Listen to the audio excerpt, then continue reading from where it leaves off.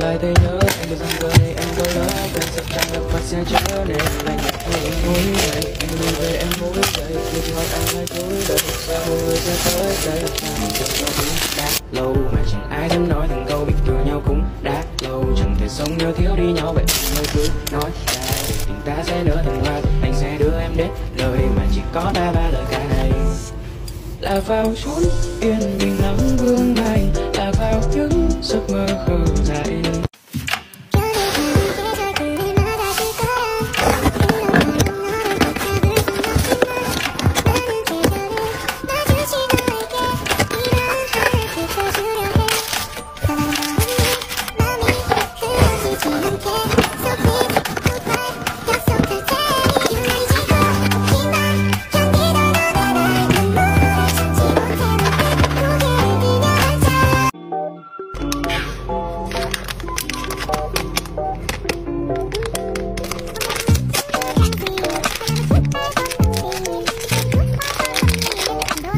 Trời ơi, cứu tôi.